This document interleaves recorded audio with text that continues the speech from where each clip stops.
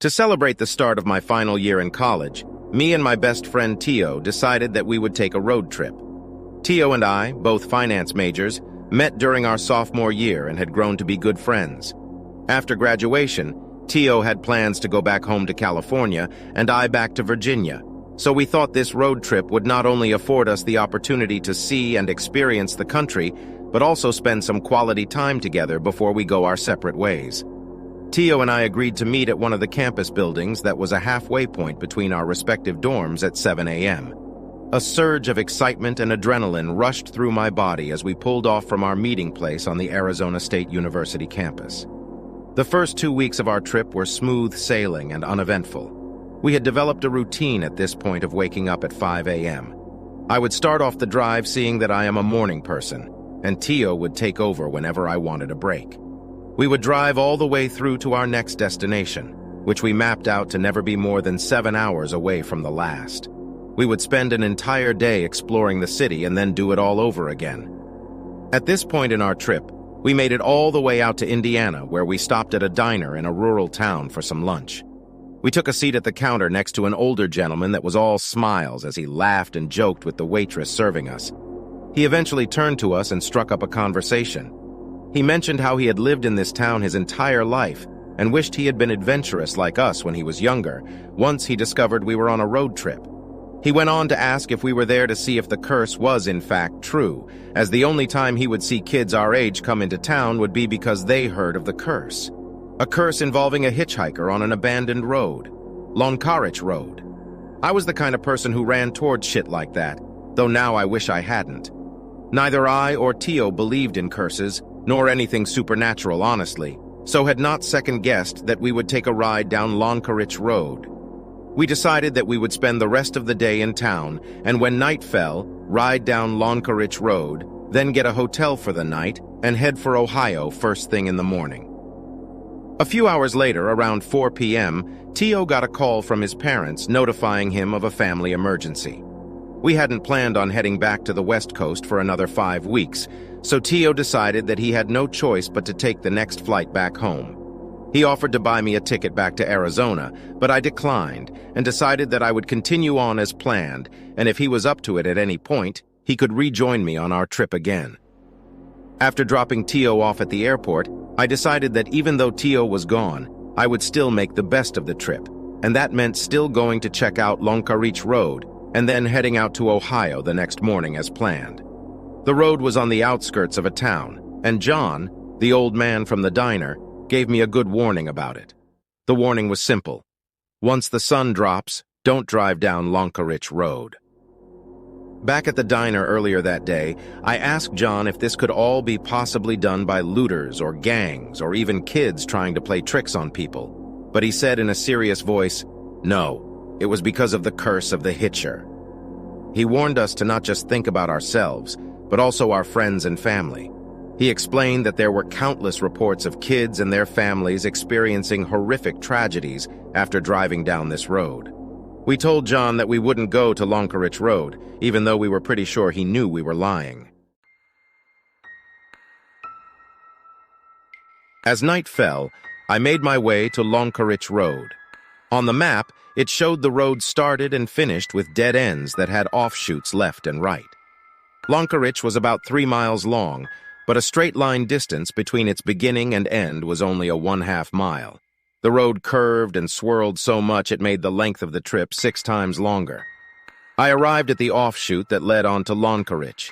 The entrance looked like every other quiet country road I'd passed to get here.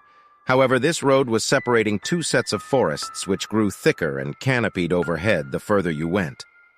I turned onto Lonkarich and drove 30 feet before the road curved off to the right. It turned sharply, right again, left again, and before I knew it, I lost all sense of direction. I drove slow, taking my time as I followed the winding road through the thickening woods. After 5 minutes, I came out the other side and Lonkarich ended. I suddenly remembered John saying that driving down the road was like playing Russian roulette. Some people would get lucky, and the curse wouldn't materialize. But sometimes, if you turned your headlights off for a minute while driving, then turned them back on, it would cause the curse to manifest. I then decided to flick off my headlights and slowly re-enter Lonkarich without my lights on. I was just barely able to see 5 feet ahead. A minute passed. Then 2. I turned my lights back on and immediately saw something ahead. A figure was standing to the right of the road. Its arm was out, thumb up in a hitchhiking position. I drove closer and made out the details of the figure. It was a man. He looked homeless, wearing a priest's outfit with a dirty collar. His hair was dark and wild, and his eyes were demented. His face was covered in bloody wrinkles. As I squinted my eyes to get a better look, I realized I couldn't tell if he was smiling or screaming. Within seconds of seeing him, I felt a wave of sweat being released from my body, drenching my clothes. I pushed down on the gas to speed by him, but strangely, it had the opposite effect. The car slowed. I slammed the gas pedal, stomped it, kicked it, but the car crept along, idling up next to the hitcher. The hitcher came right up to the window, pressing his bloody, wrinkled face against it. His smile pushed through the glass without breaking it, and I felt his cold breath on my face. His eyes shimmered like a cat's, with an orange glow. At this point, I'd realized somehow I had confused the gas pedal with the brakes and immediately switched my feet. I hit the actual gas and peeled away, leaving a bloody wrinkle smear across the passenger side window. I whipped around the next corner and the hitcher disappeared from my rear view. But he reappeared, 3 more times along the side of the road as I tried to get off Lonkarich. Finally, I reached the entrance and got onto the next road. And the next. And before I knew it, I was back in town. I went to my hotel and packed my things. I decided I wasn't going to Ohio. I was going back to Arizona. The next morning, I was on a flight back home. But I kept seeing him. It wasn't often. Only sometimes when I'd drive at night, I'd see the hitcher on the side of the road. He started off with just a smile and a wave. Then he started running out into the street to get in front of my car. Then he started trying to jump on the car. I was always alone, so I could never ask anyone if they saw him. I couldn't tell if it was all in my head or real. I never saw him when I was walking, though, so the small amount of time I actually spent in a car went to nearly 0. I rarely traveled in cars or buses or any forms of road transit. I basically walked everywhere. But a little over 2 years after I drove down Lonkarich, something caused me to stop driving and riding the transit system altogether. Tio and I were invited to another one of our classmates' 25th birthday party. This had been the first time me and Tio had hung out since graduation, so we were really excited to see each other. We drank and laughed all night. Near the end of the party, Tio, who was clearly drunk, asked if I could give him a ride home, seeing that he only lived about 5 miles from the party. While driving Tio home, I saw the hitcher in the middle of the road. I swerved to avoid him and figured Tio thought I was crazy. I had never mentioned to him what had happened to me that night on Lonkarich Road just 2 years earlier. But Tio saw the hitcher too. He described the hitcher's priest-like outfit and wondered why he was in the middle of the road, raging at me.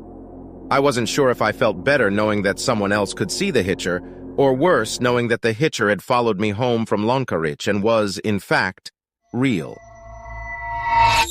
A week later, Tio called me and told me he'd seen the hitcher again when he was out for a drive with his girlfriend.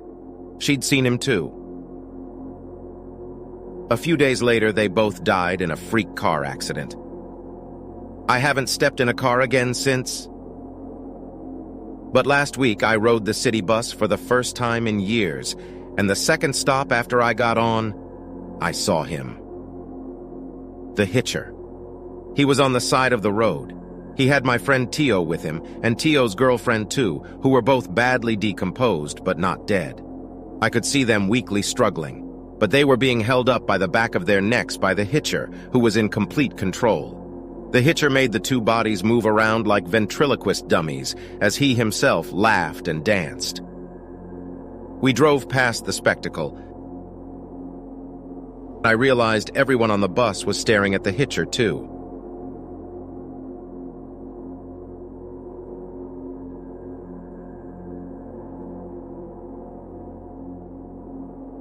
I'd like to take a second to thank you for tuning into Horrific Nightmares.